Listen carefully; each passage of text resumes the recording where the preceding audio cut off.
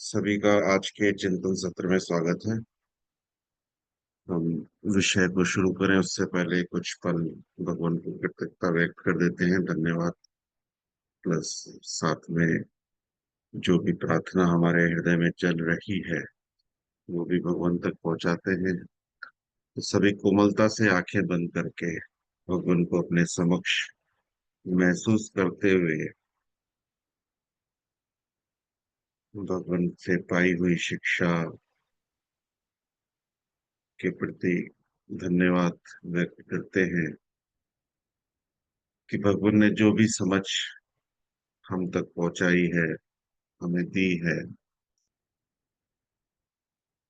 उसको पाकर जो हमारा जीवन जीने योग्य बना है, मैं उस काबिल बन सका हूँ जो दूसरों के हित के भी काम आया, अपने हित के भी काम आया। मेरी जो आत्मिक अवस्था दिन प्रतिदिन पहले से बेहतर होती जा रही है, उसके लिए भगवान को धन्यवाद। और साथ ही प्रार्थना भी करते हैं कि भगवान सदा अपनी ज्योति, अपना आशीर्वाद, अपनी कृपा हम सब पर बनाए रखना, कि हम निरंतर उस शिक्षा के ज्ञान से अपने जीवन को बेहतर से बेहतर करते चले। हमारी अवस्था दिन प्रतिदिन पहले से बेहतर बने, मेरे संबंध पहले से बेहतर बने, मेरे में दीनता, नम्रता सदा बढ़ती रहे, मैं सदा चारों जगतों के हित में उपयोगी सिद्ध हो सकूं।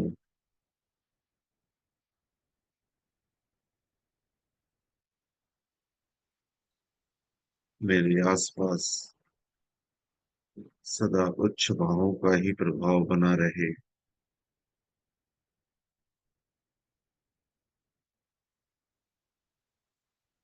मैं सदा आपका संग महसूस कर सकूं, आपका साथ मुझे बल देता है। जो भी सुख अनुराग है मुझे गलत दिशा में अगर ले जाते हैं तो आपका साथ मुझे जगा के रखता है, मुझे होश में रखता है। मैं सदा होशवान रहूं।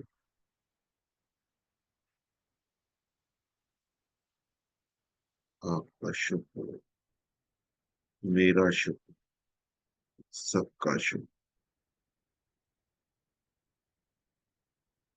शुक्र सभी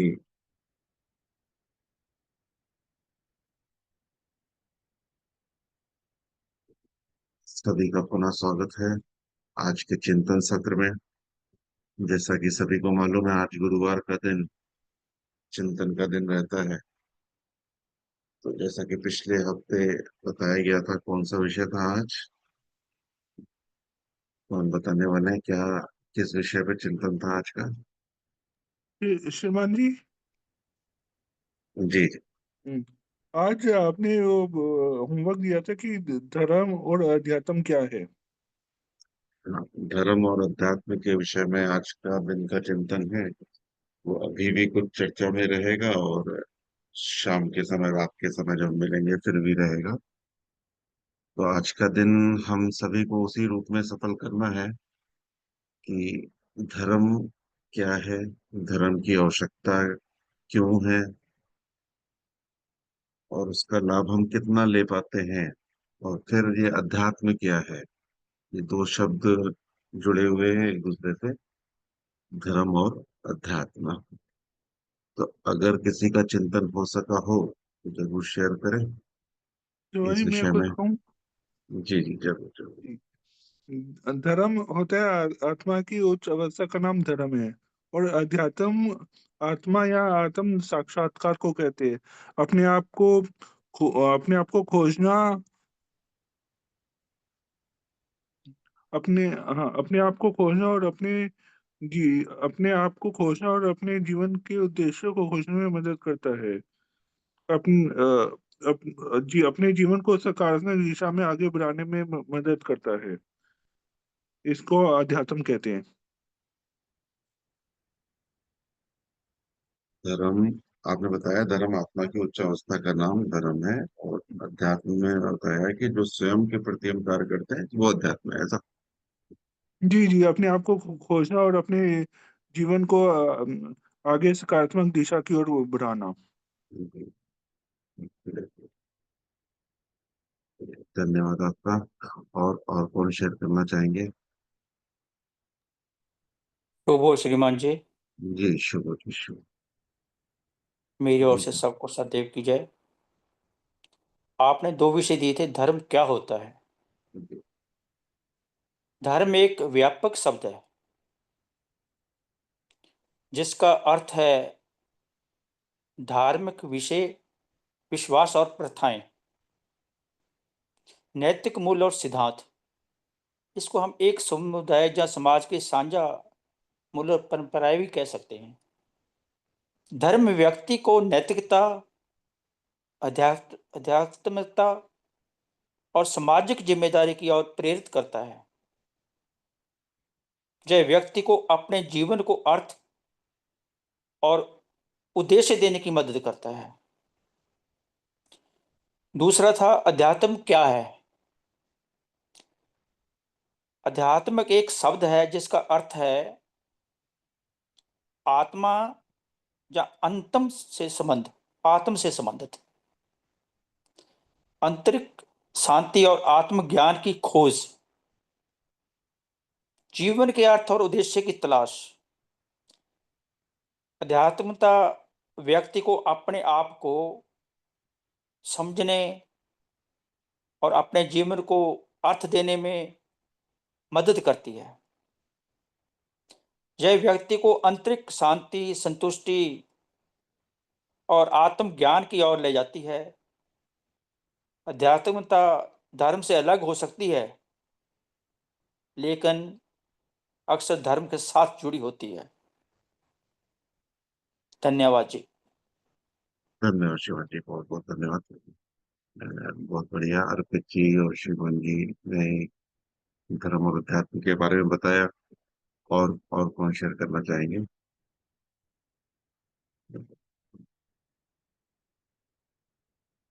आज के दिन का लगभग सभी जनों को लाभ लेना चाहिए। जो भी चिंतन में निकल के आ रहा है जरूर शेयर करें।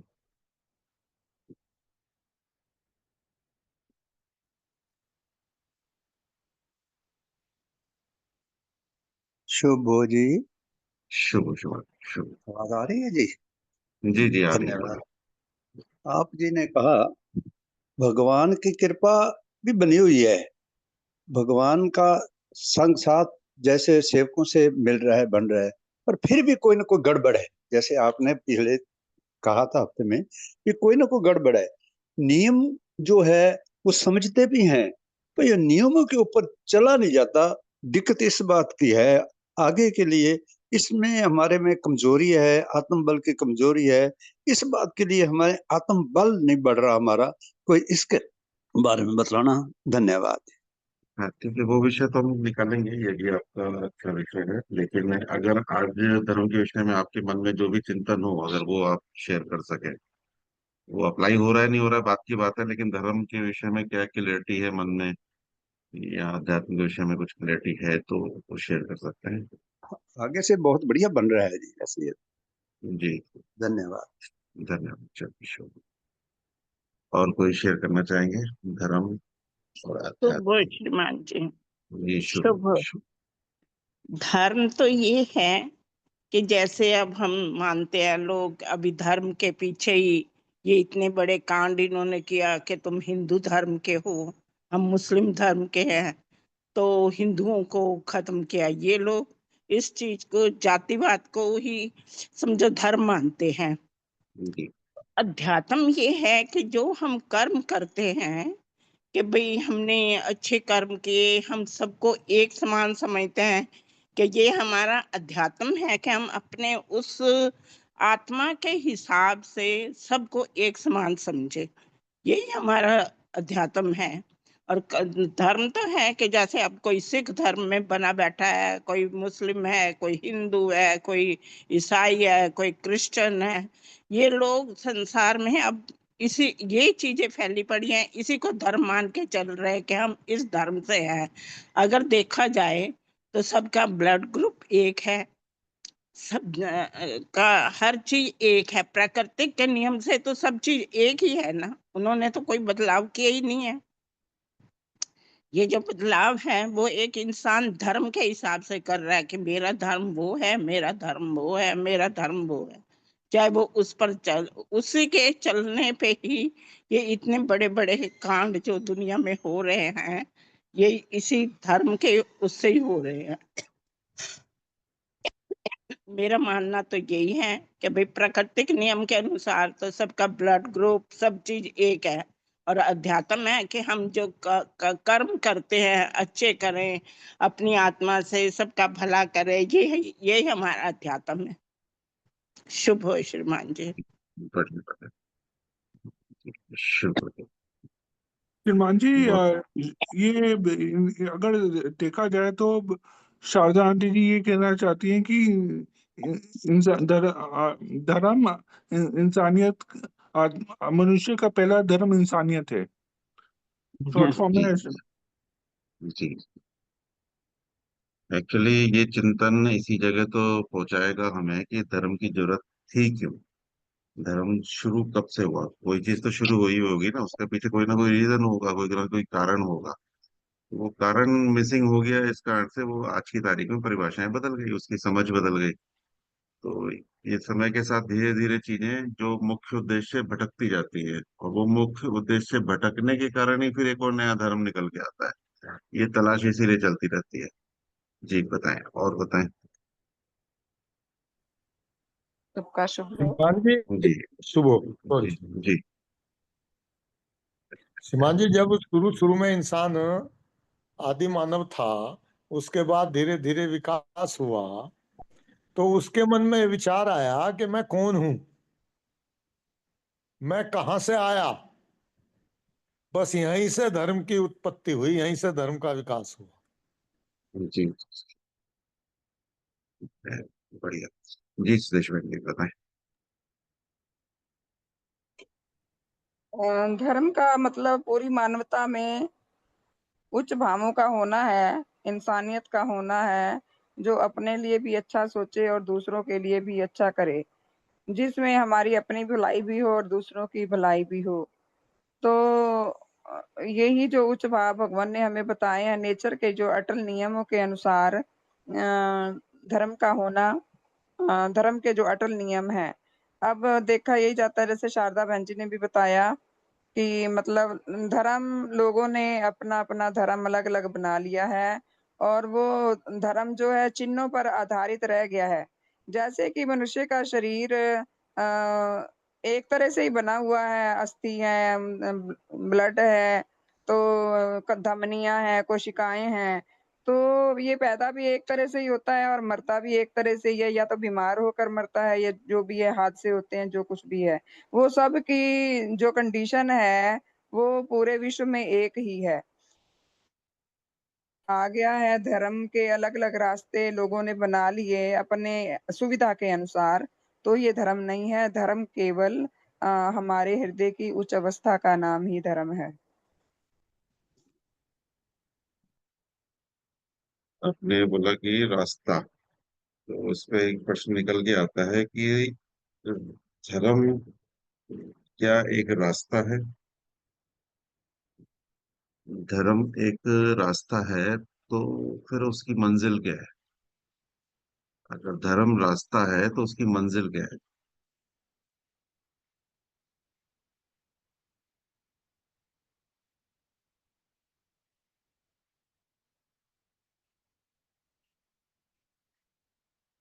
धर्म अगर एक रास्ता है, जैसा कि श्रीमान अग्रवाल जी से आ रहा था कि जैसे मनुष्य अ, आया विकास क्रम में, जैसे ही आया तो जैसे जैसे उसकी संख्या बढ़ती गई और उसमें एक समूह के रूप में उन्होंने रहना शुरू कर दिया, और समूह के रूप में रहा तो उसने कुछ नियम बना लिए, अपने अपने नियम बना लिए, तो धीरे धीरे वही चीज एक धर्म के रूप में विकसित होती गई। कोई समूह किसी तरीके से रहता था, कोई समूह किसी तरीके से रहता था, तो उनके रहने जीने के तरीके को एक नियम बना लिए या कह लें इस टाइप से, तो अलग अलग नियम बनते गए और उस हिसाब से सबने अपने को विशेष साबित करने के लिए दूसरे पे अधिकार करना शुरू कर दिया, जो आज भी उसका विस्तार, मतलब बड़ा रूप हम देख पाते हैं, और जो ही समस्या का कारण भी बन गया।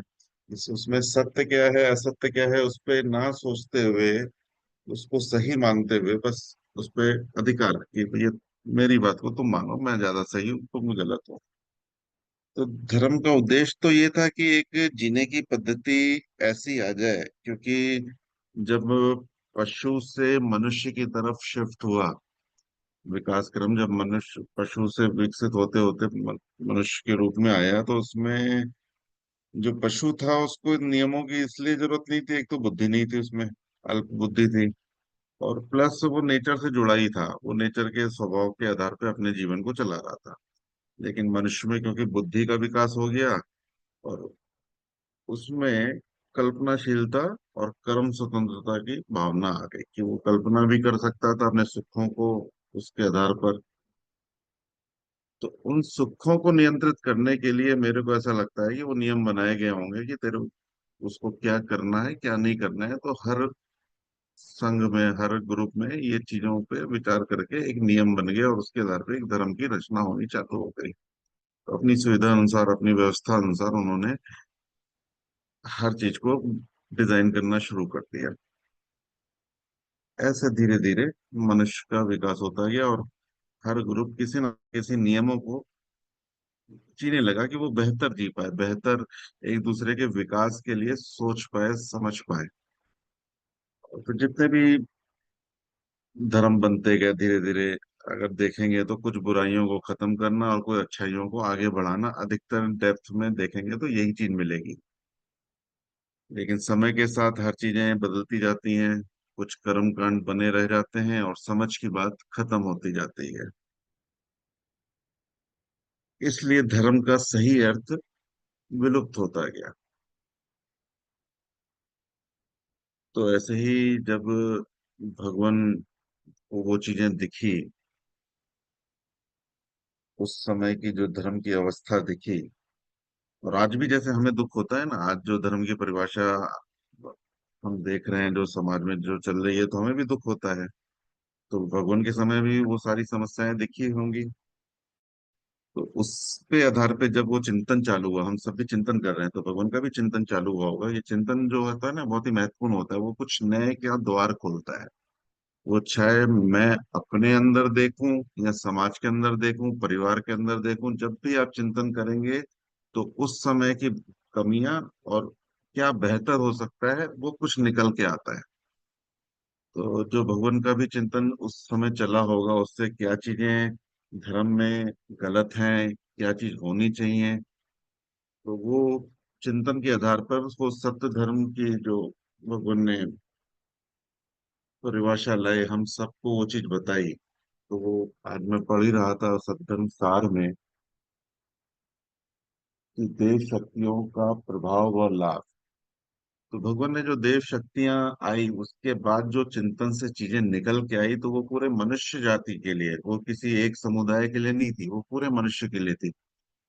जो बत्रा बहन जी बता रहे थे कि मनुष्य को मानवता के आधार पर जीना चाहिए। मानव का धर्म क्या है, वो चाहे कोई भी हो, चाहे हिंदू हो मुस्लिम हो सिख हो जापानीज हो चाइनीज हो, अगर वो उस बात को समझ जाए, उस गहराई को समझ जाए, तो ये जो झगड़े चल रहे हैं, जो इतनी हानियां हो रही हैं, चारों जगतों की हानियां हो रही हैं अज्ञानता में, तो वो चीजें बदल सकती हैं। कभी भगवान की शिक्षा को जब हम लोग जानते हैं समझते हैं, तो उसको ही हम एक सही सत्य धर्म बोल सकते हैं। क्योंकि ये रास्ता है, जो भी जीवन मनुष्य जी रहा है उस बीच में जो भी वो नियम पाल रहा है, जो नियम सीख रहा है अपने को बेहतर करने के लिए, मनुष्य के उसमें बोलेंगे, आज के समाज में बोलेंगे तो मनुष्य के शरीर को बेहतर करने के लिए। लेकिन भगवान ने जब शिक्षा हमें दी कि हम सिर्फ शरीर नहीं है, आत्मा भी है, तो वो धर्म जोड़ दिया आत्मा के साथ। यानी जो रास्ता है, धर्म मार्ग है, वो हमें आत्मिक ज्ञान की तरफ पहुंचाता है। और जब हम स्वयं अपनी आत्मा को समझते हुए जीते हैं, तो वो हमारी आध्यात्मिक यात्रा बन जाती है। यानी धर्म मार्ग में चलते चलते हम आध्यात्मिक हो जाते हैं, क्योंकि हम स्वयं को जान लेते हैं। यानी मंजिल वही है, मेरे को स्वयं को जानना। और जब मैं स्वयं को जानता हूँ और अपनी आत्मा को जानता हूँ, और जब अपनी आत्मा के प्रति चिंतन करता हूँ, तो बात समझ में यहाँ आती है कि जो धर्म मार्ग हमें मिला है गुरु के माध्यम से, उसका उद्देश्य सिर्फ इतना है कि तुम खुद को जान लो। और खुद को जान लो यानी अब शरीर को पहले हम जानेंगे कि शरीर हमारा किस प्रकार से सुख पा रहा है, किस प्रकार से हो रहा है। फिर हम उस सुखों में भटकते हुए, हम धर्म मार्ग से भटकते हुए हम देखते हैं। हम अगर आत्मा को नहीं सोचें और हम सोचें कि हम धर्म को जानते हैं, हम किताबों को पढ़ा हमने और हमने धर्म को जान लिया, लेकिन हम शरीर में ही अटके रह गए, तो शरीर क्योंकि सुख अनुरागी है और कल्पनाशील है, तो वो सुख के चक्कर में, अपने कल्पना के चक्कर में उस धर्म मार्ग में जो बातें बताई गई उससे वो भटकता है। क्योंकि शरीर का सुख अनुराग हमें निम्न भावों की तरफ धकेलता है, और निम्न भाव के आते ही वो धर्म की परिभाषा मेरे जीवन से डिस्कनेक्ट हो जाती है, दूर हो जाती है। तो फिर जब दोबारा हम चिंतन करते हैं, चिंतन इसीलिए महत्वपूर्ण है कि हमें बार बार चिंतन करना है कि हम किस जगह रुके हुए हैं। चिंतन करते हैं तो समझ में आता है कि जो धर्म का मार्ग गुरु ने बताया है वहां क्या चीज मिसिंग हो रही है। मिसिंग बस वही हो रहा है कि जो भगवान ने, जो पुस्तक में भी लिखा हुआ है कि जब किसी अधिकारी मनुष्य आत्मा को देव प्रभावदायक मंडल में पहुंचकर अथवा निज के प्रयासों द्वारा देवात्मा की देव ज्योति को प्राप्त करने का सौभाग्य मिलता है, तब उस मनुष्य को सत्य धर्म का ज्ञान मिलता है। अर्थात उससे अपने आत्मा की गठन, आत्मिक रोगों, आत्मिक पतन व उसके महाभयानक फलों, आत्मिक रोगों व पतन से मोक्ष और उच्च जीवन में विकास आदि के विषय में सत्य ज्ञान होता है। यानी सत्य धर्म जो है, जिसको जानकर हम सब उस दिशा में आगे बढ़ रहे हैं कि मैं खुद को जान गया और मैं अपने आत्मा के, एक तो ये परिभाषा हो गई कि मनुष्य जानता है, लेकिन मैं अपने आत्मा के गठन, यानी भगवान ने जो भी अपनी शिक्षा में आत्मा के बारे में बताया वो मेरी मेरी आत्मा के बारे में है। उसको मैं अपनी आत्मा में झांक सकूं, देख सकूं, उसके रोगों को देख सकूं, और अपने आत्मिक पतन व उसके भयानक फलों को भी देख सकूं मैं स्वयं के अंदर। और आत्मिक रोगों व पतन से मोक्ष और उच्च जीवन के विकास के बारे में मैं समझ सकूं। मतलब अपने को जब समझ गया तो मेरे को समझ में आएगा ना मेरे को क्या करना क्या नहीं करना। तो इसलिए जब भी चिंतन हो रहा है मेरे स्वयं के बारे में, और भगवान की शिक्षा या ज्ञान जो भी हम सुन रहे हैं, जो भी विषय हम सुन रहे हैं, उसका पहली झलक हमें अपने अंदर देखनी है।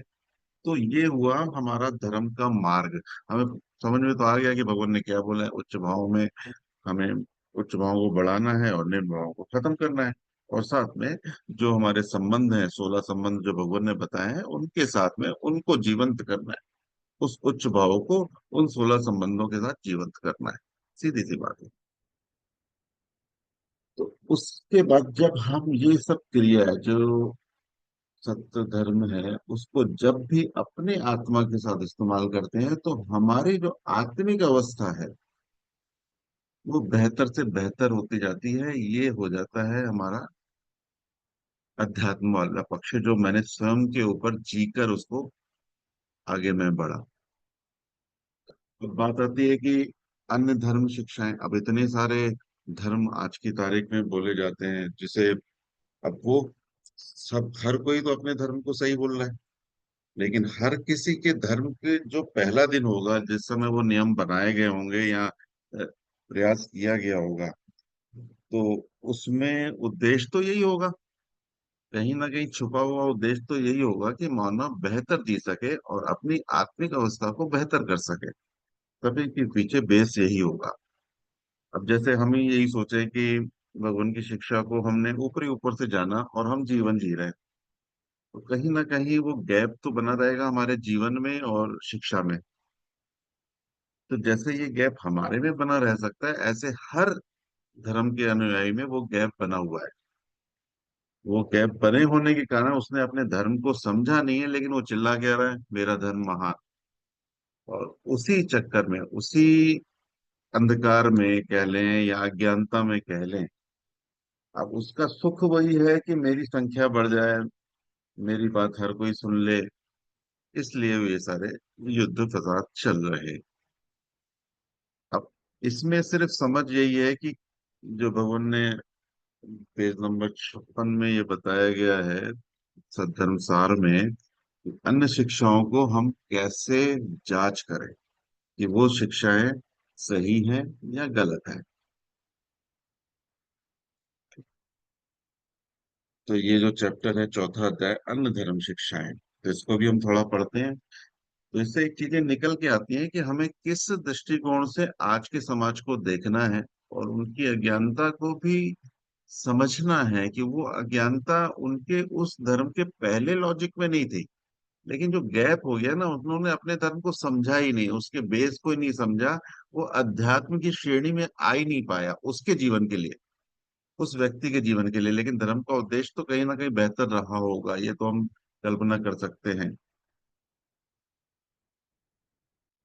तो पुस्तक में जैसा लिखा है, प्रकृति के विकास क्रम में समय समय पर सात्विक जीवनधारियों सात्विक जीवनधारी जनों ने अपनी सात्विक ज्योति में मनुष्य मात्र को जितने अंश सत शिक्षा प्रदान की, वह उनका जितने अंश उचित मार्गदर्शन कर उनका हित साधन किया है, ऐसे सात्विक जीवनधारी जन उतने अंश प्रत्येक मनुष्य के लिए श्रद्धा व सम्मान के पात्र हैं।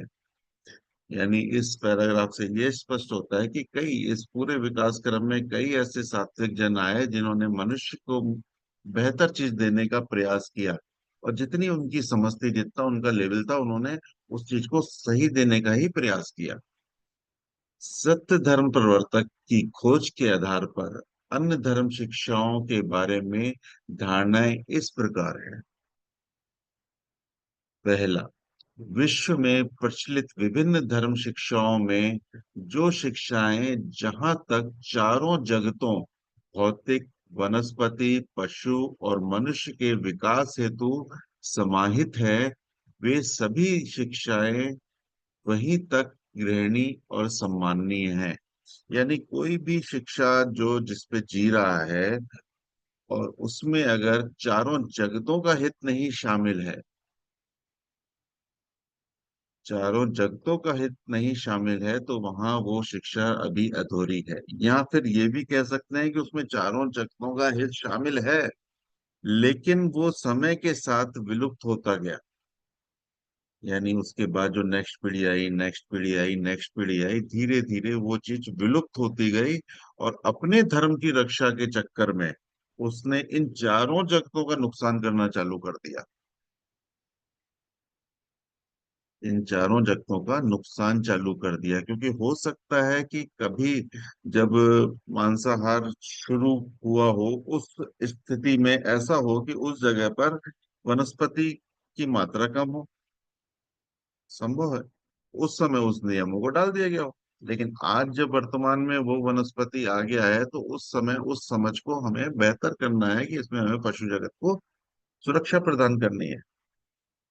वो एक उस समय की बात को आज की तारीख में अगर हम देखें, तो अगर आज की तारीख में वो धर्म किसी भी, मतलब चारों जगतों में किसी की भी हानि कर रहा है, तो वो धर्म अधूरा कहलाएगा।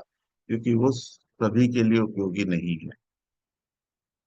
क्योंकि मनुष्य, क्योंकि सर्वश्रेष्ठ रचना है कुदरत की, उसका फर्ज बनता है, जैसे घर में परिवार में सबसे सर्वश्रेष्ठ जो होता है तो उसका क्या फर्ज बनता है, वो हर चीज का ख्याल रखे। हर चीज का ख्याल रखे, घर में कोई भी सदस्य है उसका ख्याल रखे। तो इसी प्रकार से सृष्टि भी एक बड़ा परिवार है, और इसमें सबसे सर्वश्रेष्ठ कौन है, मनुष्य। इसलिए मनुष्य का भी फर्ज बनता है कि वो इस सृष्टि में जो भी चीज उपलब्ध है उसका वो ख्याल रखे। दूसरा पॉइंट, प्रत्येक धर्म की शिक्षा का कुछ अंश मानवीय मूल्यों और उच्च भावों के विकास पर केंद्रित होता है।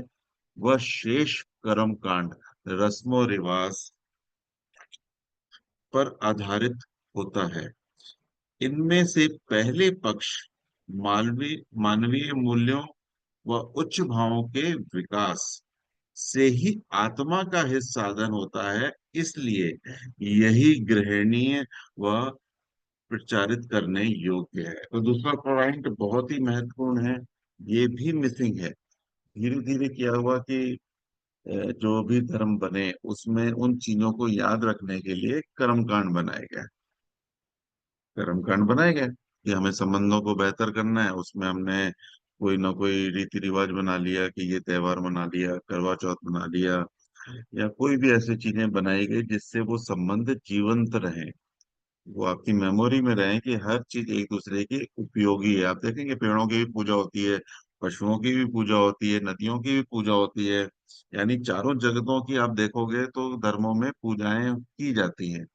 लेकिन सिर्फ उसका उद्देश्य जिस समय वो बना था, उद्देश्य सिर्फ यही था कि आपके मन में उसके प्रति कृतज्ञता बनी रहे, उसका यूज आप अपने जीवन में देख सको, उनके प्रति आप थैंक्सफुल रह सको, धन्यवादी रह सको। लेकिन धीरे धीरे क्या हुआ, उसका अर्थ मिसिंग हो गया और सिर्फ वो एक कर्मकांड बन के रह गया। लेकिन अर्थ जो होता है, किसी भी कार्य का कोई अर्थ होता है, वो अर्थ आपके आंतरिक विकास के लिए होता है, यानी आंतरिक विकास यानी आत्मा के विकास के लिए होता है। और जो कर्म कांड होता है, आपको सुख अनुराग से हटाकर उस दिशा में बैठाने के लिए होता है। जो लोग, कई लोग मेडिटेशन करते हैं ना, यहाँ कोई हवन चल रहा होता है, उसमें 2-2 घंटे हवन कर रहे होते हैं, तो क्या होता है कि हवन में आपको बैठना है, तो उस पल में आप कोई ना कोई सुख अनुराग के पीछे भटक रहे होते हो, उससे निकालने के लिए वो हवन का काम किया जाता है, कम से कम आप यहाँ बैठो तो। लेकिन फिर हम सिर्फ उसको कर्मकांड के रूप में ले लेते हैं, उसके अर्थ को मिसिंग कर देते हैं, तो वहां बैठना भी आपका बैठना नहीं होता। वहां बैठना भी आपका बैठना भी नहीं होता। जैसे कि अगर हम सोचें कि कोई सत्संग चल रहा है, उसमें 1 घंटे कई लोग बैठे हुए हैं, हजारों की भीड़ है सत्संग में। अब उस सत्संग में 1000 लोग जब निकलेंगे तो उसके न्यूज में क्या आएगा कि 1000 लोगों ने सत्संग अटेंड किया। पेपरों में आता भी है कि ये सभा हुई, उसमें इतने जनों ने सत्संग अटेंड किया। लेकिन अब उसमें कितने लोग उसमें कर्मकांड के रूप में शामिल थे और किन्होंने अपने आत्मा का भला किया, इसका रेशियो क्या होगा, इसका रेशियो क्या होगा। तो इसका रेशियो आज की तारीख में बहुत कम हो गया है। मतलब आत्मिक अवस्था को बेहतर किया गया ऐसे जन अगर देखेंगे तो वो 10 से 30% तक जाते हैं। लगभग 70% इस बात पे खुश रहते हैं कि मैं सत्संग जाता हूँ।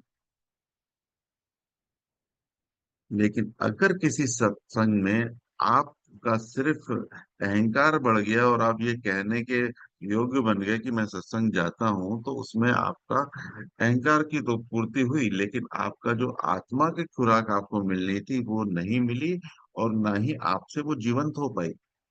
हर सत्संग, हर ऐसा कोई भी उद्देश्य, ऐसा कोई भी पठन सिर्फ कर्म कांड ना बने, वो मेरे आत्मा के हित के काम आए।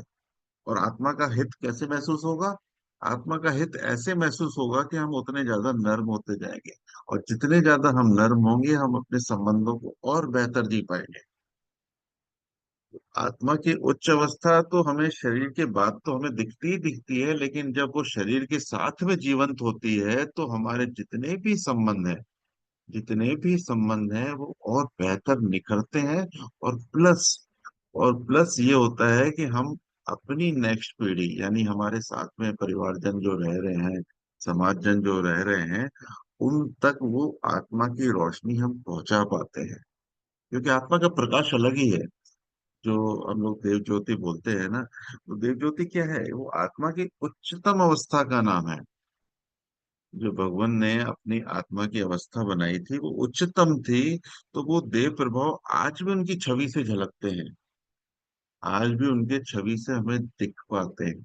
और जब हम उसको अपने अंदर जीवंत करते हैं तो हमारे अंदर का उत्साह भी बढ़ता है, क्योंकि उस पल में हमारी आत्मा जीवंत होके आगे बढ़ रही होती है। तो वो आत्मा का जो प्रकाश होता है वो हमें तो रोशन करता ही करता है, और साथ में जहां जहां हम जाते हैं उसका भी रोशनी वहां पड़ती है। तो वही भगवान कहते हैं कि हम सब सौभाग्यशाली हैं। हम सब सौभाग्यशाली हैं जो उम्र के इस जिस भी समय हमें भगवान का ज्ञान हमें मिला, भगवान की शिक्षा को हमने जाना, तो उस पल से हमने आत्मा का होश संभाला है। उससे पहले जितना भी वक्त हमने गुजार दिया ना, हम शारीरिक होश में तो हो सकते हैं, लेकिन कहीं ना कहीं हम आत्मिक बेहोशी में थे। और उस बेहोशी में हमने कितनी आत्मा की हानि कर ली, हम सब चिंतन कर सकते हैं। लेकिन आज आज की तारीख में हम अपनी अवस्था को पहले से बेहतर जान रहे हैं। अगर हम सब कल्पना करें हम 5 साल पहले कैसे थे और आज कैसे हैं, तो सब देखेंगे कि आज हमारी आत्मा का अवस्था अलग लेवल पे है। हमारी समझ अलग लेवल पे है, हमारी क्रिया अलग लेवल पे, हमारा सोचना, हमारे विचारों की श्रेणी बदल गई है। हम विचारों की श्रेणी में भी पहले से बेहतर हो गए। हाँ, जैसे श्रीमान जी ने बोला था कि ये इसमें रुक नहीं पाते, संतुलन नहीं हो पाता, उसका कारण सिर्फ यही है कि हमारा जो सुख अनुराग है वो कहीं ना कहीं हमारे शरीर से जुड़ा हुआ है। वो शरीर ही हमारे, क्योंकि पैटर्न में रहे ना इतने साल, 30 साल, 40 साल, 50 साल हमने उसी जीवन को जिया है, तो बार बार अनजाने में हम उस पे वापस अटक जाते हैं, हम अपने धर्म को भूल जाते हैं। हम कहते तो हैं हम धार्मिक हैं, लेकिन वो धर्म जो था वो था ही हमें आत्मा का होश दिलाने के लिए, आत्मा का ज्ञान पे स्थापित करने के लिए। तो इस ज्ञान को और गहराई से चिंतन करना है। मालूम हमें सब है, जब भी हम चिंतन करें तो स्वयं के ऊपर करें, तो हमें समझ में आता है कि इस बात की मतलब जो ज्ञान है उसका ये समझ मेरे तक प्रॉपर नहीं पहुंचा है, तो उसको समझना बाकी है। और उसको जितना हम गहराई से समझ जाएंगे, उस पे हमारा जीना चालू हो जाएगा, तो हम आध्यात्मिक हो जाएंगे। यानी ये धर्म मार्ग है वो हमें अध्यात्म के लेवल पे ले जा रहा है। और वो अध्यात्म में जितना हमारे जीवन से जीवंत होगा, उतना मेरी आत्मा का बल बढ़ेगा, और जितना आत्मा का बल बढ़ेगा उतना ही मेरे जीने का वातावरण, जो वातावरण है वो बदलेगा, और उसमें हम स्थापित होते जाएंगे। फिर वो वातावरण बदलेगा नहीं। अभी क्या हो रहा है, वातावरण बदलते ही मेरे आत्मा का स्वभाव बदल जाता है। मेरे में जो निम्न भाव है वो पोषित हो जाते हैं तुरंत, विद इन सेकेंड्स। हमारे निम्न भाव या उच्च भाव विद इन सेकेंड में पोषित होते हैं। आप महसूस करना, कहीं आप राह चल रहे होंगे, कहीं जो लड़ाई चल रही होगी या इस टाइप की वार्तालाप लग रही होगी, तो हम तुरंत उस पे एंजॉय करने लग जाते हैं, तुरंत पोषित हो जाता है हमारा निम्न भाव। और कहीं ऐसे सेवा का काम चल रहा हो, जैसे गुरुद्वारे वगैरह हम जाएं, तो जहाँ सेवा का काम चल रहा है, तो तुरंत हमारा भी इच्छा करती है हम भी एक कदम आगे बढ़ाएं। तो ये तुरंत हम पोषित होते हैं। लेकिन अभी वो क्या है कि हमारे वातावरण पे निर्धारित है, वातावरण जैसा होता है हम वैसे हो जाते हैं। लेकिन धीरे धीरे हमारा आंतरिक वातावरण ऐसा बने कि बाहर के वातावरण हमें प्रभावित ना करे, तो हमारे अंदर से ही वो स्वभाव निकले, वो भाव निकले। और भगवान की शिक्षा या जो भी सत्य धर्म है जिसको हम जान रहे हैं, जिसको हम समझ चुके हैं, वो हमारे खुद के चिंतन से डेवलप हो पाए। ये चिंतन सत्र का उद्देश्य यही है कि जो भी विषय चल रहा है उस पे हम खुद सोचें। तभी इसे सुबह और शाम को क्यों रखा गया है कि बीच के जो 12-18 घंटे आएंगे उसमें भी वो चिंतन मेरे आधार पे चलता रहे, मैं उस विषय को चिंतन कर सकूं अपने लेवल पे। एक परिभाषा बता देना ठीक है कि हमें परिभाषा आती है, परिभाषा समझ जाते हैं, और इसमें मेरे को स्वयं स्वयं को भी काम करना है। यानी कोई भी अगर वक्ता भी है या श्रोता भी है, दोनों ही जन जब तक आत्मा की उच्चतम अवस्था में ना पहुंच जाए, उस अवस्था में ना पहुंच जाए, तब तक उसका स्वयं के प्रति चिंतन होना बहुत जरूरी। क्योंकि जाने अनजाने गलतियां होती हैं। आज का वातावरण जो बना हुआ है, जो माहौल है, हम प्रभावित होते ही हैं, स्वाभाविक रूप से होते हैं। तो उस दिशा में हम आगे बढ़ सके। फिर इसके बाद जो हम दूसरा पॉइंट पढ़ रहे थे, उसके बाद तीसरा पॉइंट है कि विश्व की प्रचलित विभिन्न धर्म शिक्षाओं में से कौन सी कितनी सत्य है या सत्य नहीं है, यह जानने के लिए उन्हें निम्न प्रकृति मूलक कसौटियों पर रखा जा सकता है। भगवान ने जो 4 प्रकार की कसौटियां बताई है, किस प्रकार से हम उनको चेक कर सकते हैं। लेकिन देखिए ये भी है कि चेक करने का मतलब ये नहीं है कि हम उसे किसी उसी धर्म के अनुयायी के सामने स्पष्टता से बता दें, क्योंकि वो अभी काफी अंधकार में है। कोई चीज बहुत अंधकार में है ना, तो धीरे धीरे से हल्की रोशनी से उस तक पहुंचा जाता है, फिर उस रोशनी के माध्यम से, छोटी सी रोशनी के माध्यम से उसे बड़ी रोशनी तक लाया जाता है। ना तो अननेसेसरी जो चल रहा है वो चलता रहता है, वो भले दो जनों के बीच हो, या दो परिवारों के बीच हो, या दो देशों के बीच हो। ये धीरे धीरे चीज वही है, कोई छोटे रूप में, कोई बड़े रूप में। चाहे परिवार के सदस्य में, कल ही बात चल रही थी घर में कि अगर पूरा परिवार एक गुरु की शिक्षा में चलता है तो उसमें मितव्ययता विकास ज्यादा बेहतर तरीके से हो पाता है। लेकिन अगर परिवार के सदस्य 2-3 गुरुओं के उसमें चल रहे हैं, तो देखिए गलत कोई नहीं है। कहीं ना कहीं हर जगह कुछ ना कुछ सत्य बताया गया है, लेकिन वो 100% सत्य है वो नहीं कह सकते। लेकिन कुछ ना कुछ तो मान्यताएं बैठ जाती हैं, फिर हम एक दूसरे को गलत या सही साबित करने में लग जाते हैं, जिससे छोटे छोटे द्वेष चालू होते हैं, और जो कि परिवार की मधुरता को, मीठेपन को खत्म करते हैं। तो कोशिश यही रहे कि हम जो जाने हैं उसको अपने को बेहतर जीना है, और कसौटी में देख लेना है कि बाकी है। लेकिन ठीक है, हमें समझ में आ जाता है कि यहाँ कमी है, लेकिन उस चीज को हम तुरंत नहीं बता सकते। धीरे धीरे अपने स्वभाव, अपने व्यवहार के माध्यम से वो असर असर भेजना ज्यादा आसान काम है, ना कि प्रेशराइज करना या उसको गलत साबित करना। तो जो कसौटियां बताई हैं वो 4 हम जान लेते हैं आज। प्रकृति से बाहर कोई अस्तित्व सत्य नहीं है, यानी कोई भी ऐसी चीज है जो बताई जा रही है वो प्रकृति से बाहर है, नेचर से बाहर है, तो वो चीज सत्य नहीं है।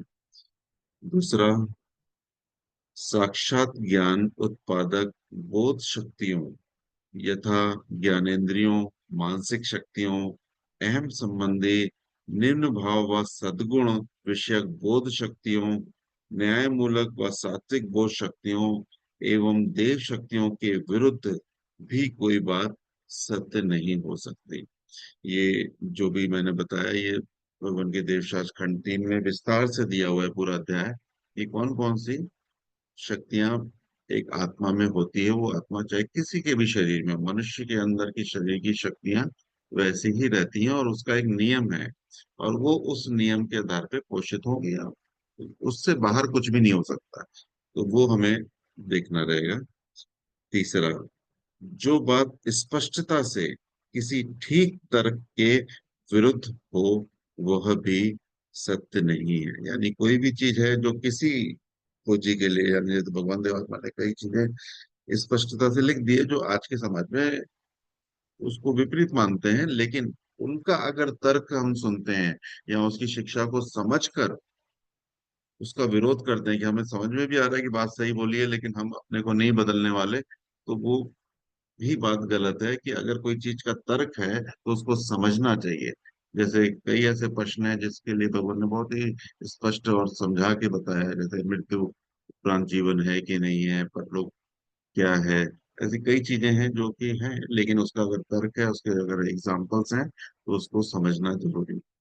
और चौथा और अंतिम, जो बात प्रकृति के किसी भी नियम के विरोध हो, जो बात प्रकृति के किसी भी नियम के विरुद्ध हो, अर्थात जो कभी भी वह किसी भी ठीक परीक्षा के द्वारा सत्य प्रमाणित ना हो सकती हो, वह ना होती हो, वह सत्य मानने योग्य नहीं है। तो चौथा जो परखने का है कि प्रकृति में नियम है, हर चीज नियम से चल रही है। आज आज हम कुछ भी जीवन जी रहे हैं जो भी नेचर पे आधारित है, वो नियम से ही है, बिना नियम के नहीं है। आप देखोगे कि आप कुछ भोजन करते हो तो भोजन करते हुए शरीर अपने नियम, जो शरीर हमारा आंतरिक शरीर है ना, वो नेचर के नियमों पे ही चल रहा है। उस पूरा शरीर हमारे विटामिन से चलता है। हम कुछ भी भोजन खाते हैं, हमें नहीं मालूम उसमें क्या विटामिन है क्या नहीं विटामिन है।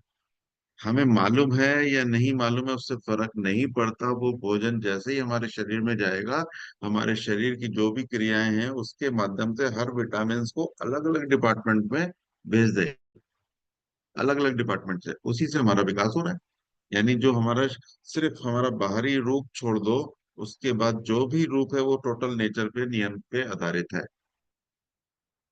बाहरी रूप में हम परिवर्तन कर सकते हैं। कभी हमने दाढ़ी बढ़ा ली, घटा ली, हमने क्रीम पाउडर लगा लिया, ये सब हम बाहरी परिवर्तन कर सकते हैं। लेकिन जो शारीरिक हमारी ऊर्जा मिल रही है वो भोजन के माध्यम से मिल रही है। लेकिन वो भोजन में क्या क्या विटामिन है हम उसको देख नहीं सकते, लेकिन हमारा पूरा शरीर उसको देख कर उसको अलग अलग करके अलग अलग डिपार्टमेंट में भेज देता है कि हड्डियों को क्या चाहिए, ब्लड को क्या चाहिए, किडनी को क्या चाहिए, लीवर को क्या चाहिए, हर चीज सही जगह पे पहुंच जाती है। तभी तो कहते हैं ना, जो नाशवान चीजें हैं, नशा है, अल्कोहल है, वो है, तो उससे भी वो अपनी हानि हम स्वाद के लिए कर लेते हैं, अपने सुख के लिए कर लेते हैं, लेकिन क्योंकि वो नेचर को सपोर्ट नहीं करता, इसलिए वो नेचर के जो भी चीजें दी हुई हैं वो गड़बड़ा जाती हैं, जिससे हमारा स्वास्थ्य गड़बड़ होता है। तो बिना नियमों के कोई भी चीज इधर से उधर नहीं हो सकती। हमें समझना है इस बात को। और जितना हम आत्मिक जीवन जिएंगे उतना हम सुख अनुरागों को पकड़ पाएंगे। क्या जरूरी क्या जरूरी नहीं उसको समझ पाएंगे। हमारा जो आध्यात्मिक स्तर है समझदारी का, आध्यात्मिक व्यक्ति यानी समझदार, जो उस धर्म को पहचानते हुए उस धर्म के रास्ते में चलते हुए खुद को जान गया और उस आधार पे उसने अपने जीवन को ढाल लिया।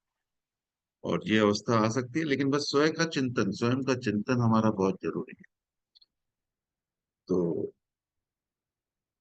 आज का पाठ इतना ही हम रखते हैं, फिर इसके बाद कुछ और चिंतन निकला तो इस विषय को रात को हम कंटिन्यू रखेंगे। और अभी तक के बाद जो भी आपके भाव प्रकाश आ रहे हैं हम शेयर कर सकते हैं।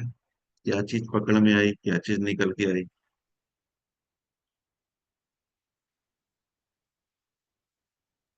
तो वो शिवान जी, जी शुभ।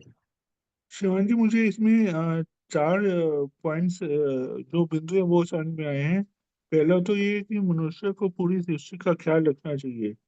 दूसरा, हमें स्वयं पर चिंतन करके धीरे धीरे आत्मा को उच्च अवस्था तक पहुंचाना चाहिए। तीसरा, किसी भी बात को सत्य पर परखने की चार कसौटियां होती हैं। और चौथा, बिना नियमों के कोई भी वस्तु इधर से उधर नहीं हो सकती। सबका शुभ हो। धन्यवाद। जी जी जी, बढ़िया बढ़िया। और किसी को कुछ पकड़ में आया हो।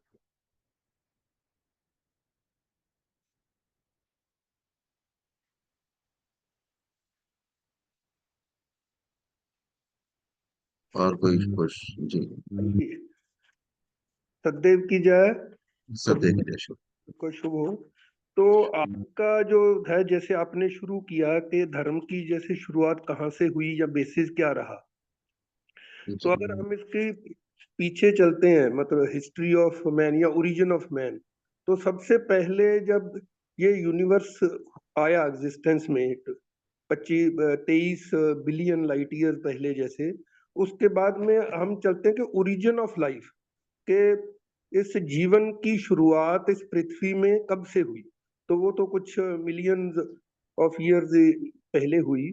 उसके बाद में जब ये धर्म की शुरुआत हुई, पहले जत्थे का धर्म होता था। जैसे आदमी की एग्जिस्टेंस में हुई तो उसमें नर्वस सिस्टम डेवलप हुआ। जैसे शुरू के जो एनिमल्स थे उनमें कोई नर्वस सिस्टम भी बहुत उस लेवल का था कि सुख दुख की उनको नहीं भावना होती थी। तो इंस्टेंट जैसा था वो वैसा ही करते रहते थे। धीरे धीरे उसमें नर्वस सिस्टम की जब डेवलपमेंट हुई या उसका प्रकाश हुआ, तो उसमें सुख दुख की उसको वो पता चलने लगा कि कहाँ किस चीज में दुख है, किस चीज में सुख है। तो जब जंगली आदमी थे तो वो भी, क्योंकि वो सुख की भावना उसके अंदर इनहेरेंट नेचर की तरफ से थी, तो वो सुख चाहते थे। तो पहले जत्थे का धर्म हुआ कि भी छोटे छोटे उन्होंने नियम बना लिए कि ये नहीं करेगा। पहले जैसे कपल्स में भी नहीं रहते थे पूरे जंगली जानवर। अभी भी कई वो सेंटिनल्स वगैरह कई ट्राइब्स हैं, अगर आप उनकी हिस्ट्री देखिए अभी भी कई लाइव हैं। तो वहां पर वो सब ये नियम जो हमारी समाज में है, वो समाज में वो नियम भी नहीं है। तो वो धीरे धीरे उन्होंने नियम बनाए। लेकिन नियमों का क्यों नियम बनाए? वो नियम भी इसलिए बनाए कि सुख से रह सकें, क्योंकि उसको सुख चाहिए। तो धर्म की शुरुआत देखा जाए सुख का ही उसका आधार रहा है, क्योंकि हम नेचर का हिस्सा हैं। तो हमें वो जो नेचर को अगर हम नियमों को फॉलो करेंगे, तो सुख को अगर हम लॉन्ग टर्म विजन से देखें, दूरदर्शिता से देखें या उसी की लॉन्ग टर्म विजन लें, तो वो भी उसी में है कि नेचर का हिस्सा है। तो बाकी नेचर के जो पार्ट्स हैं उनके साथ हम एकता से रहेंगे, तो हमारा जो सुख की इच्छा है, बेसिकली सुख की इच्छा से हम बाहर नहीं जा सकते। परम पूजनीय भगवान देव आत्मा ने कहा कि ये सुख पाने की मूल कांक्षा है हर आदमी की, रादर हर जीवित अस्तित्व की थी, और धीरे धीरे वो सुख की जो है, क्योंकि हम हाईली या मोस्ट इवॉल्व्ड एंटिटी है ह्यूमन बीइंग, तो उसमें वो सुख की इच्छा जो है और गहरी होती गई और वो इस लेवल तक आ गई। तो ये सुख की इच्छा भी इसलिए पूरी हो सकती है, कोई भी नेचर या प्रकृति आधारित जो धर्म होगा वो उसकी लॉन्ग टर्म या दूरदर्शिता से अगर देखे तो उसकी सुख की इच्छा को वो पूरी कर सकता है। तो नेचर के नियम ये है कि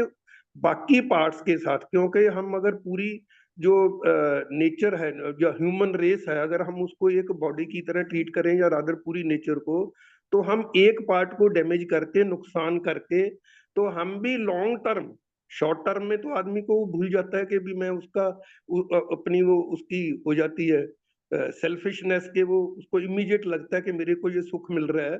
तो लॉन्ग टर्म अगर उसकी विजन लें उसी चीज की, तो वो तभी सुखी रह पाएगा, जो उसकी मूल कांक्षा है कि अगर वो बाकी नेचर के जितने वो हैं किंगडम्स हैं, हम ये चार नेचर के जो हिस्से हैं उनके साथ वो हार्मनी में रहेगा, एकता में रहेगा, वो उनकी हेल्प करेगा, और वो जो बाकी अंग हैं वो उसकी मनुष्य की हेल्प करेंगे। तो इसलिए नेचर का जो था वो बेसिकली सुख का ही था। और अभी भी आज भी अब देखिए, जिस आदमी का नर्वस सिस्टम बिल्कुल खत्म हो जाता है, वो कहते हैं ना कोमा में चला गया, जो उसके बाकी फंक्शन काम कर रहे हैं, तो उसको सुख दुख की उसकी जो है वो पूरा खत्म हो जाता है, नर्वस सिस्टम से ही वो रिलेटेड है, वो खत्म हो जाता है, तो उसको सुख दुख की कोई उसको अनुभूति जो है बिल्कुल खत्म हो जाती है। तो वही मैं ये कहना चाह रहा था कि नेचर, परम पूजनीय भगवान देव आत्मा ने जो धर्म दिया, वो धीरे धीरे जैसे साइंस इवॉल्व हुई और आदमी की सोचने की जो पावर्स थी धीरे धीरे बढ़ी, तो उन्होंने उसके आप सुख को बाहर वो भी नहीं निकाल सकते, या उनको उन्होंने बोला कि सुख से बाहर मनुष्य नहीं निकल सकता, लेकिन उन्होंने शॉर्ट टर्म की बजाय लॉन्ग टर्म विजन के हिसाब से अपने इस धर्म की स्थापना की कि साइंस के बेस्ड जो है लॉज, नियम, प्रकृति के नियमों पर देव समाज के नियमों का, या हमारे प्रेजेंट जो धर्म है उसका वो नियम उन्होंने रखी कि उन नियमों को फॉलो करेंगे तो ही तभी हम लॉन्ग टर्म सुख जो है वो पा सकते हैं। तो इस तरीके से जो मैं समझता हूँ, इसीलिए हमें प्रकृत धर्म जो है, प्रकृति बेस्ड जो धर्म है, वही इसका फ्यूचर है अगर ह्यूमन रेस को सरवाइव करना है। नहीं तो यूनिवर्स में कोई ये बड़ी बात नहीं कि ये ह्यूमन रेस कभी आने वाले टाइम में अगर वो प्रकृत धर्म जो नेचर बेस्ड धर्म है उसको फॉलो नहीं करेगी, तो इट में फिनिश इटसेल्फ, पूरी ये रेस खत्म हो जाए, फिर कभी नेचर में फिर दोबारा ओरिजिन ऑफ लाइफ होगा, फिर कभी दोबारा जो भी वो चलेगा, तो इट में प्रोसेस में रीस्टार्ट अगेन, अगर ये इस धर्म को फॉलो नहीं करेगी जो ह्यूमन रेस है। जी जी, बढ़िया बढ़िया। देखिए, चिंतन से कितनी चीजें और गहराई से निकल के आती हैं, बढ़िया। तो अभी का समय पूर्ण हुआ है, तो इसके आगे का चिंतन हम रात रात को करेंगे 8:40 से 9:30 तक। और उसमें हम देवशास्त्र के 7वां अध्याय और 8वें अध्याय पे भी थोड़ा सा चिंतन रखेंगे। तो प्रयास करेंगे इस चीज को और गहराई से, डेप्थ को, अपने को जानने को। अभी जो शिक्षा हम सुनते रहे हैं तो ठीक है, कॉमन शिक्षा सुन रहे हैं, अब अपने लेवल पे हमें चेक करना है, जांचना है कि मेरे आत्मिक लेवल पे उसकी क्या अवस्था बनी है, उसकी क्या क्वालिटी डेवलप हो रही है, उस शिक्षा को यूज करके, अपने को जान करके। तो चलिए ठीक है। तो श्रीमान चंद्रगुप्त जी, आगे का आप देखें। शुभ। बहुत बहुत धन्यवाद श्रीमान जी, बहुत ही सुंदर, बहुत ही सुंदर, इतना सुंदर, ऐसी भव्य चर्चा, इतना जटिल, इतना कठिन विषय, परम पूज्य भगवान देवात्मा की कृपा से कितना हमारे लिए सरल होता जा रहा है। तो बहुत बहुत धन्यवाद है जो भी भगवान के श्री चरणों में आकर, इस भव्य मिशन में आकर, इस भवन में आकर जो कुछ थोड़ा सा समझ आया, वो ये कि जन्म जात हमारी आत्मा की जो एक मूल आकांक्षा रहती है। कृपया शारदा जी, डोगरा जी, मेरा माइक बंद हो, कृपया तो माइक बंद कर। तो माइक बंद कर दें अपना, शारदा जी। तो जो श्रीमान कोई देख रहे हैं। श्रीमान जी, मैं ये क्वेश्चन पूछ रही थी कि भाई ये आत्मा, ये धर्म तो पता लगा हमें, अध्यात्म क्या चीज रह गई फिर? बहन जी रात को बात करेंगे, समय हो गया है, मैं शुभकामना करके साधन को विराम देना है, तो रात को ऑपरेशन कर देना। धन्यवाद। माइक बंद करते हैं। शुभ हो। माइक बंद करने की कोशिश कर रही हूँ। कोई बात नहीं, हो गया हो गया, धन्यवाद। तो प्यारे धर्म साथियों, जो भगवान की कृपा से समझ आया कि ये हमारी एक मूल आकांक्षा है प्रत्येक आत्मा की, कि वो जीवित रहे, मरे ना। ये हमारी नेचुरल इंस्टिंक्ट है कि हम जीवित रहना चाहते हैं, मरना नहीं चाहते। और दूसरा, सदा सुखी जीवित रहना चाहते हैं। ये भी हमें नेचर से ही मिली है ये। और भगवान की शिक्षा में या और हमारे ऋषियों ने, ऋषि मुनियों ने, महापुरुषों ने जो धर्म के नाम पर अन्वेषण किए, खोजें की कि अध्यात्म जो है वो है आत्मा का अध्ययन, कि आत्मा हमारी वास्तव में इसका असल रूप क्या है जो नेचर ने हमें बनाया जैसे। और दूसरा ये कि धर्म क्या है। धर्म अपने आप को बेहतर बनाना, ताकि हम धीरे धीरे जीवन की ओर, विकास की ओर जा सकें, विनाश से दूर हट सकें। तो मुझे ये थोड़ी सी बात समझ आई भगवान की कृपा से। और भगवान ने जो शिक्षा दी है वो नेचर की कोख से प्रस्फुटित हुई है, विकसित हुई है। और नेचर के जो अपना विकास करने का प्रोसेस है, उसी के अनुसार चल के हम आगे बढ़ सकते हैं, हमारा भला हो सकता है, हमारा प्राप्त हो सकता है। हम निरंतर भगवान के देह प्रभावों को पाते रह सकें, निरंतर उनके साथ, जीवन के स्रोत के साथ जुड़े रह सकें, और भगवान की शिक्षा को जीने का प्रयास करें। हमें देह प्रभाव जब तक मिलते रहेंगे, जैसे फास्ट फूड पानी में डूबा रहे तो वो बचा रहता है, बाहर निकाल तो कहते धुआं निकलने लग जाता है। तो भगवान के देह प्रभाव जो हैं, जब हमें मिलते रहें और हम निरंतर उनको अपने जीवन में प्रैक्टिकल रूप में जीते रहें, जितना हम जीते रहेंगे और उतना हमारे अंदर योग्यता भी बढ़ेगी, हमारे अंदर आकर्षण भी बढ़ेगा, हमें उच्च सुख भी मिलता जाएगा। लेकिन जो नेचर ने जो हमारे लिए मार्ग रखा है विकास का, उसके साथ में निरंतरता बना के रखने के लिए भगवान के साथ हमें निरंतर जुड़े रहने की आवश्यकता है। समय बहुत हो गया, मैं ज्यादा समय नहीं लेता हुआ सबका धन्यवाद करता हूँ और शुभकामना करके आज के साधन को नाम देंगे। हे परम पूजनीय सत्य श्री देव गुरु भगवान, आप अद्वितीय धर्म ग्रंथ के, अद्वितीय धर्म के अद्वितीय शिल्पी हैं। सतगुरु, आपने ऐसे धर्म भवन का निर्माण किया है जिसकी निर्माण तिथि तो है, जिसकी नष्ट होने की कोई तिथि नहीं। आपके द्वारा निर्मित यह धर्म भवन नेचर की आत्मा है, विकास क्रम का मूल रूप है। विश्व में जितने भी अधिकारी आत्मा हैं, जितने भी सच्चे धर्म जिज्ञासु आत्मा हैं, उन सबके लिए आपके द्वारा निर्मित यह धर्म भवन अति सुंदर, अति हितकर, अति कल्याणकारी, उच्च जीवन रस प्रदान करने वाला, कुछ खुशियां प्रदान करने वाला, सुविधा प्रदान करने वाला, हमारे धर्म मार्ग को हमें दिखाने के लिए ज्योति प्रदान करने वाला, और उस धर्म मार्ग पर हम निरंतर चलते रह सकें, उसके लिए आध्यात्मिक बल प्रदान करने वाला स्थायी आश्रय स्थल है। हे सतगुरु, आपने अपने इस धर्म भवन में हमें ग्रहण करके, आपने अपने इस धर्म जगत में हमें ग्रहण करके हम पर बहुत कृपा की है, हम पर बहुत एहसान किया है। आपको जितना धन्यवाद दें उतना कम है, आप पर जितना बलिहार चाहें उतना कम है। सतगुरु, आप धन्य हैं, आप धन्य हैं। हे भगवान, आपका सब प्रकार से शुभ हो, सब प्रकार से कुछ हो, सब प्रकार से निकल हो, सब प्रकार से ज्ञान हो। आपके परम श्रद्धेय माता पिता, दादा दादी, माता नानी तथा हम सब महान पुरुषों का शुभ हो। आपके सब वंशीजनों का, आपके सब सांसारिक संबंधों का, आपके सेवक सेविकाओं का, आपके श्रद्धावानों का, आपके अनुयायियों का, आपके विश्वासियों का, आपके अनुरागियों का, हमारे इस लोकवासी तथा परलोकवासी सब धर्म साथियों का, उन सबके पूर्वजों का, उन सबके वंशीजनों का, उन सबके सांसारिक संबंधियों का, उन सबके दोस्तों, मित्रों, चिंतकों का, सबका शुभ का मार्ग सत्यो, भले का मार्ग सत्यो।